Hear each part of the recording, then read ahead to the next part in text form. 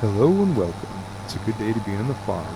My name is Chuck, and this is my Green Bean Series, episode 10. And as you can see, we are in April, and we are planting green beans. As I said in the previous episode, there really wasn't a lot for us to do over in the winter when we're only doing one crop type, and you can't plant it till April. I did look for some more contracts.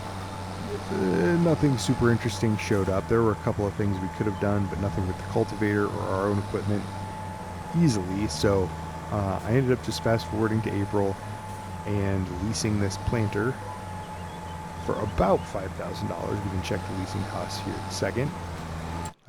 Since I've got this here, go to our finances. And yeah, vehicle leasing this month is $4,564. That is this planter that we are using right now. It is a 9-meter planter, which is really nice. So this field is going quick. Let me pull up the map here. We only had one headland, so we're going to see how this turns out. But for the most part, it's going quick. It does not make sense to lease the planter if you're only going to do one field. It's just $5,000 a field is going to really eat into your profits. But because we're doing two fields at the same time with this planter, it cuts that cost basically in half, which makes it reasonable, not great. And I'm looking at the sales here. There's this Great Plains planter here that does two of the three new crops. It does peas and it does spinach, but it does not do the green beans. I guess I would technically make it a seeded planter, but anyway, so I ended up doing this one because it can do the green beans, which is obviously what we have the harvester for. And until we at least do two more harvests, we're not getting our money's worth out of that harvester. So we've got to do the best that we can with what equipment we have, and that is for planting green beans. So here we are. And I was thinking about it. Honestly, this was the first series I started in FS25. I just said, hey, look, new plant type, or crop type. Let's try that. And so that's how this series started.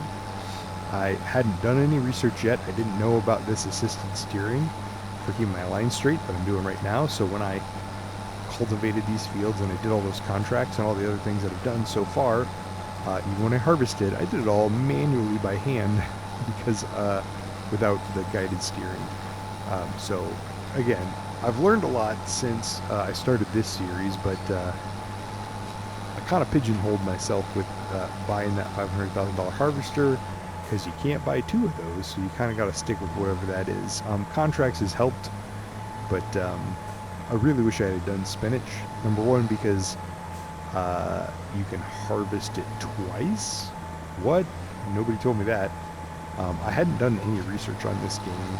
I just assumed it was going to be similar enough to Farm Sim 22 that I would figure it out.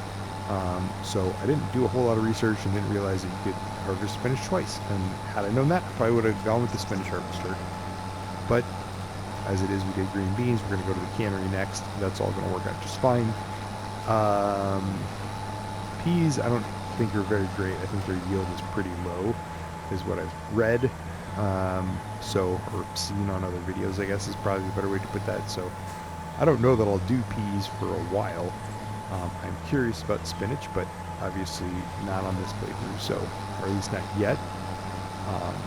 So what I'm really hoping for this season, now that the contracts are rolling, is number one, I can do a couple more cultivation contracts when they come up, probably when the winter wheat and barley is harvested.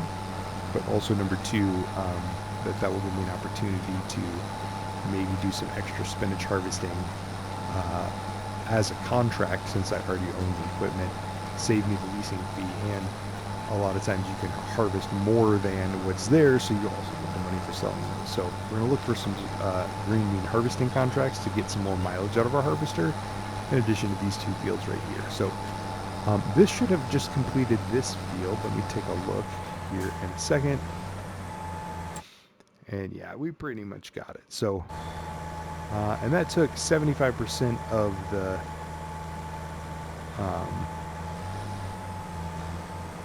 tank, so to speak. Let me just turn that off and unfold that and then drop it. And I know we're going to do this other field too, but I just want to show you real quick. I didn't fertilize on that pass. This seeder will hold fertilizer, but I hadn't bought any extra ahead of time.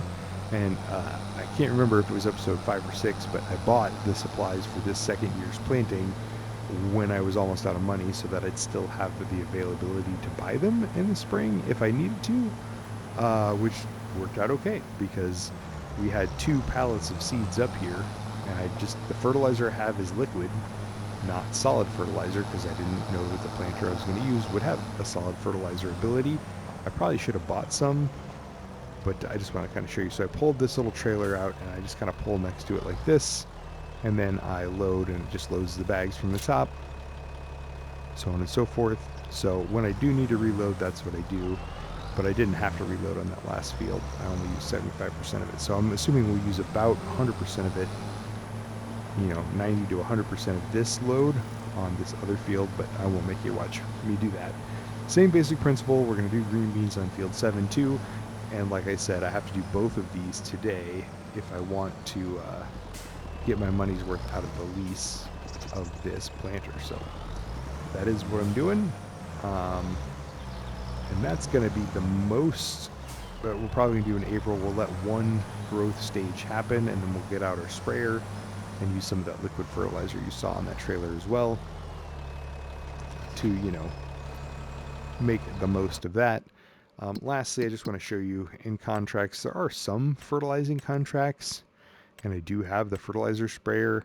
This is the only one that's kind of tempting, field 11 for 3,000, but I mean, it would make a little money, but not a lot of money. There is a mowing contract here, which is interesting. That is a big field though, but $8,000 would help. So I'm considering maybe doing something like that. And then let's just look in the sales. Obviously this is nice and I would love to buy this so I don't have to lease one, but it doesn't plant the one crop that we're doing right now. So that's kind of out. We're not anywhere near ready for this yet. I do kind of like this Fendt Vero. I'm thinking about it. I'm not going to buy it yet, but if you see it in a future episode, don't be surprised, because I do love Fendt tractors, and that Vero would be a nice upgrade from this cheap tractor that we got on sale. And I'd like to have a second tractor in the yard anyway, so we don't just put all the hours on this one, but to each his own. Anyway, just wanted to check in, give you an update on what I'm doing. We're planting right now, then we're going to go ahead and fast forward to May, and then we will take a look at, sorry, I was trying to get to the map. We'll take a look at this. This one has one layer of fertilization because we cultivated in those withered peas, so that's why we got this one here. This one doesn't have any, so I'll spray this one next time. We'll let this one go. I'm assuming at that point we'll get weeds, and then we'll figure out what we're going to do from there. So anyway, appreciate you guys watching. I'll catch you in the next one. Have a good day. Bye-bye.